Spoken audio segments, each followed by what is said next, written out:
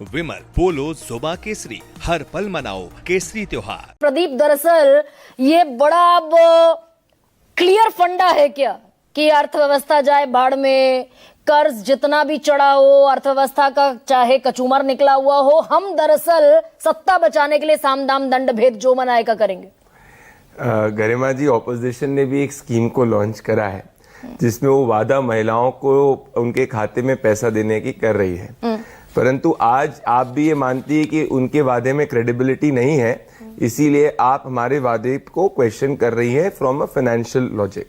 अब अगर आप कर्ज की बात करें तो देश में सबसे ज्यादा कर्ज अगर किसी राज्य में आता है, अगर आप टोटल में करेंगे तो तमिलनाडु पे 8 लाख करोड़ से ज्यादा आता है, और अगर आप परसेंटेज वाइज की बात करेंगे तो पंजाब, केरला और बंगाल टॉप 3 पे आते हैं। तो बिहार में 14% ग्रोथ रेट है, और बिहार का अगर आप कैपिटल एक्सपेंडिचर देखेंगी तो कैपिटल एक्सपेंडिचर बिहार का 20 to 22% of the total expenditure है, जो गुजरात, मध्य प्रदेश, उत्तर प्रदेश, तमिलनाडु सबसे ज्यादा है। तो बिहार कैपिटल एक्सपेंडिचर स्पेंड सबसे ज्यादा करता है, और इकोनॉमिक्स का एक बेसिक लॉजिक होता है कि अगर आपकी डेट के अंदर कैपिटल एक्सपेंडिचर सबसे ज्यादा होता है तो बैड डेट नहीं कहलाती। थोड़ा आसान भाषा में प्रदीप, सिर्फ मुझे नहीं भाषा में बता रहा हूं, मुझे नहीं समझना है, दर्शकों को भी समझाइए ना, थोड़ा आसान भाषा में। दर्शक ये जानते हैं कि बिहार 14% ग्रोथ रेट से हो रहा है, बिहार के पास बहुत पैसा है, बिहार में मैन्युफैक्चरिंग ग्रोथ रेट भी 6% से ज्यादा बढ़ रही है। तो ये जो नैरेटिव फैलाया जा रहा है कि पैसे नहीं है, कंगाली, कोई बिहारी पे कोई कर्जे की बात नहीं है, सरकार सक्षम है, ये मैं कहना चाह रहा हूं। बड़ी बात अगर 3,19,000 करोड़ का कर्ज 2024 मार्च का डेटा मैं बता रही हूँ, अभी 3,60,000 करोड़ का बिहार पर कर्ज है। आपने जिन घोषणा, सुनिए ना, सुनिए तो सही, जिन घोषणाओं की आपने क्या कहें इसे, शुरुआत करने की बात कही है, कमिटेड खर्च है 2 लाख करोड़, घोषणा आपने कर दी 1,15,000 की एक और 50,000 करोड़ की एक, टोटल हो गया 3,65,00,000। इतना तो बजट भी नहीं है, ये कहां से आएगा पैसा? इसका कोई मैकेनिज्म है? जब 14% की ग्रोथ रेट से कोई राज्य ग्रो करता है तो उसकी रेवेन्यू जनरेटिंग कैपेसिटी बढ़ती जाती है। हाँ। तो मैं इस वक्त कह रहा हूं कि तो फिर कर्ज लेने की नौबत क्यों आती है फिर? ना, ये यहाँ पर आपको प्रदीप, मैं आपके एक एक करके जवाब दे रहा हूं। अगर रेवेन्यू कैपेसिटी, अगर रेवेन्यू जनरेटिंग कैपेसिटी बढ़ी बिहार की, तो पिछले 20 साल में 8 गुना कर्ज बिहार पर कैसे हो गया? ये देखिए, आज का इंडियन एक्सप्रेस जिसको आप पढ़ती है, देश भर के अंदर मिडिल क्लास हाउस होल्ड की 8% तक सेविंग्स जो है वो बढ़ी है, और कंजम्पशन बढ़ा, और पर कैपिटा इनकम बढ़ी है देश भर में, और बिहार में भी बढ़ी है। अब अगर आप कर्ज की बात करें, सुनिए तो सही, ना कर्ज की, मैं कर्ज के, आप कर्ज की बात, आपने मुझे बोला कि कर्ज के लिए पैसा कहां से आ जाएगा? मैं तो आप ही के मैं तो लॉजिक पर आ रही हूँ। आपने कहा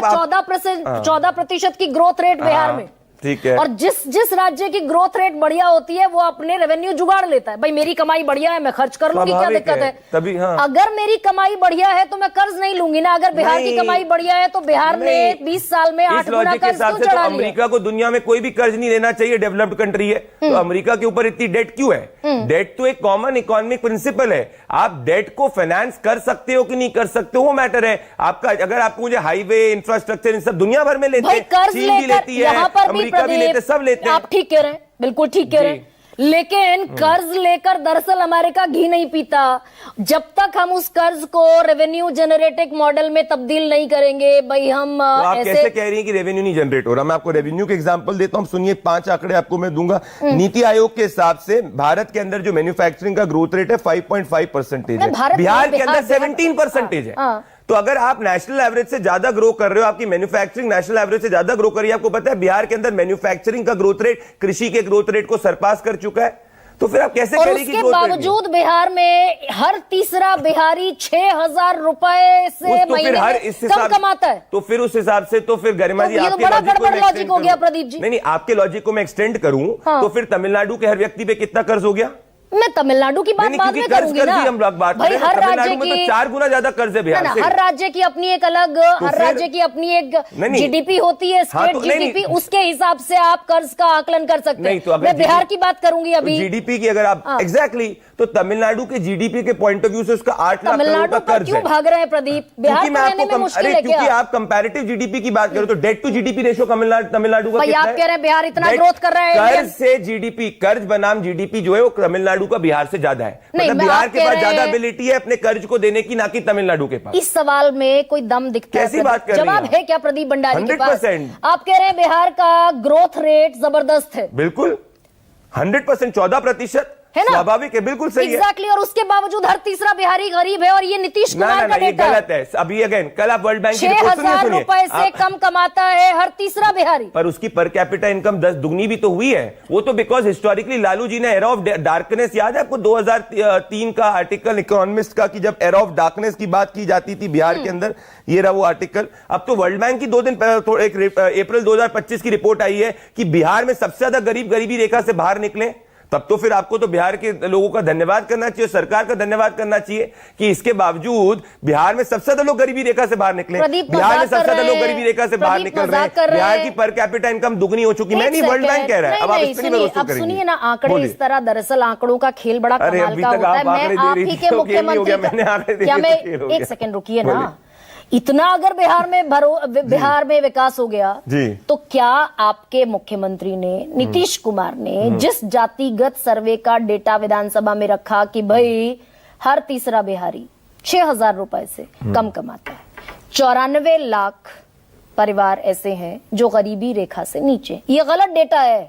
6,000 रुपए से कम कमाता है, यानी कि 2,000 रुपए 10 दिन में, 2,000 रुपए 10 दिन में, यानी कि 200 रुपए रोज। अब आप अच्छी, अब मैं आपकी बात को आगे ले जा रहा हूं, आप इसको प्लीज काटिएगा मत। तभी तो हम जाके बाकी के असिस्टेंस दे रहे हैं। अच्छा। तभी तो जाके हम डिमांड बूस्ट कर रहे हैं इकोनॉमी के अंदर। हाँ। आप खुद ही मेरे बात को अग्री कर रही हैं। हाँ। आप खुद कह रही हैं कि भाई बिहार के अंदर 6,000 रुपए से कम कमाता है। तभी तो सरकार जो है डिमांड इकोनॉमिक्स के तहत 10,000 रुपए महिलाओं के खाते में दे रही, जिससे कि वो जो है नए अपने आर्थिक स्वावलंबी और आप योजनाएं बैठे शुरू हुए कर थे सके। इसके लिए और 2 इंतजार। लाख भी आगे देगी अगर वो कुछ समय तक रोजगार कंटिन्यू करती है। एग्जैक्टली, यानी आप बैठे हुए थे कि भाई कब चुनाव आएगा, कब हम अरे रिझाने की गरिमा कोशिश जी, करेंगे। आप 2 बिहार- साल ना, एक सेकंड रुकिए, 2 साल पहले का आंकड़ा है ये गरीबी का, जिस पर अब प्रदीप भंडारी मेरे ही पॉइंट पर आ गए अरे कि आप गरीब मुझसे है, agree कर रही हैं, मैं आपके हर गरीब point है को इसलिए जवाब दे रहा हूं। असिस्टेंस दे रहे हैं। हाँ। तो असिस्टेंस तब देते जब डेटा निकला था। नहीं तो उसके चुनावी बाद- अरे- मौसम में याद आई कि असिस्टेंस देना है, तो 2 अब साल पुराना सुनिए, डेटा। अब सुनिए, क्या गरिमा जी, जब ये डेटा निकला हाँ। और अभी के बीच में हमने एक भी स्कीम को लॉन्च नहीं किया। करा? अरे भाई, कितनी सारी स्कीम करी। गवर्नेंस से कंटिन्यूस प्रोसेस होता है। हम इनके जैसे थोड़ी कि बैठे जाएंगे और हमने अभी अच्छी एक चीज बताइए। चलिए, दो चीज मुझे एक अच्छी दो लगी मॉडल का प्रदीप कंपैरिजन आपकी। करिए। एक कर्नाटका में इन्होंने वादे करे अब थे, कर्नाटका इनके पे पास नहीं तो कूदेंगे। डेवलपमेंट के लिए पैसे रुकिए, भी नहीं बिहार है। पे कौन रहते सा हैं। बिहार का डेवलपमेंट का काम रुका है? अच्छा, हम तो हाईवेज भी बना रहे हैं, सुनिए ना, इंफ्रास्ट्रक्चर भी बना रहे हैं, और साथ में महिलाओं का भी स्वावलंबन। आप लोग विरोध क्यों कर रहे हैं महिलाओं का भला हो रहा है? अभी सुनिए, 2 चीजें बहुत अच्छी लगी मुझे प्रदीप आपसे, जी। I am very much thankful जी। जी। आपने कहा कि ये गरीबी का आंकड़ा दुरुस्त है, इसलिए असिस्टेंस देना जरूरी है। बिल्कुल, assistance डिमांड देना। इकोनॉमिक्स का रूल है ये। तो क्या, Entrepreneurship और के मैं लिए। अब इस क्या को भी निकाल देती हूँ, यानी ये जो असिस्टेंस है, इसके लिए बिहार सरकार यानी कि बीजेपी और जेडीयू रुके हुए थे कि कब चुनाव आएगा, कब हम लॉलीपॉप के तौर पर इस असिस्टेंस को देंगे, और कब हम 10,000 रुपए भेजकर, वो जो प्रधानमंत्री कहकर गए कि अब दरअसल जीतने नहीं देना है आरजेडी और बहुत दर्द हुआ मुझे कांग्रेस को। गरिमा जी आज। अब मैं आंकड़ों के जरिए आपको बात कह रही हूँ, इसमें दर्द कहां से आ गया? बताना नहीं, एक सेकंड, नवल किशोर, अरे अब नवल आपने किशोर। मुझे इतना दर्द नहीं, हुआ अभी कि रुकिए। हम महिलाओं के एंटरप्रेन्योरशिप के लिए स्कीम लेके आए, आप उसका विरोध कर रही हैं। हम जीविका दीदी लेके आए, उसका विरोध किया। हम बाइसिकल योजना लेके आए, उसका विरोध किया। हम एक्सप्रेसवे बना रहे हैं, उसका विरोध किया। किस बात का आप लोग विरोध कर रहे हैं कि बिहार ग्रो कर रहा है, बीमारी से ऊपर उठ चुका है? केंद्र कितना पैसा भेजेगा बिहार को? क्योंकि ना अभी रुकिए, बोलिए। अभी रुकिए, 3 लाख 3.5 लाख करोड़ का बजट है। 2 लाख करोड़ रुपए इसमें से ऐसे हैं जो वेतन भत्ता देना ही देना है, ब्याज देना ही देना है। वो कितना कह रहे हैं संजय जी?